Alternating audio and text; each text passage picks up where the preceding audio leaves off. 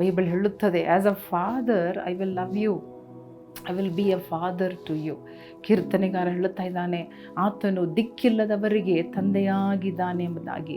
So ಈ father, heavenly father, ಪರಲೋಕದ ತಂದೆ ಎಂಬ ಅವರ ಗುಣಾತಿಶಯಗಳನ್ನು ತಕ್ಕೊಂಡು ನೋಡುವಾಗ ಅವರೂ ಕೂಡ ತಾನು ಪ್ರೀತಿಸುವ ಮಗಳನ್ನು ಕರೆಕ್ಟ್ ಮಾಡ್ತಾರಂತೆ, ಡಿಸಿಪ್ಲಿನ್ ಮಾಡ್ತಾರಂತೆ. ಅದೇ ರೀತಿ ನೋಡ್ರಿ, ನಮ್ಮ ಲೌಕಿಕ ತಂದೆ ಕೂಡ ನಮ್ಮ ಮೇಲೆ ಬೇಸರಗೊಳ್ಳುವಾಗ, ಕೋಪಗೊಳ್ಳುವಾಗ ಅಥವಾ ನಮ್ಮನ್ನು ಸರಿ ಮಾಡುವಾಗ ನಾವು ಬೇಸರಗೊಳ್ಳದೆ, ಆ ಶಿಕ್ಷೆಯನ್ನು ತಾತ್ಸಾರ ಮಾಡದೆ, ಅದನ್ನು ಲೈಟಾಗಿ ತಕ್ಕೊಳ್ಳದೆ, ಅದನ್ನು ಅಸಡ್ಡೆ ಮಾಡದೆ ಕೊಡಬೇಕಾದ ಗೌರವವನ್ನು ಕೊಡೋಣ.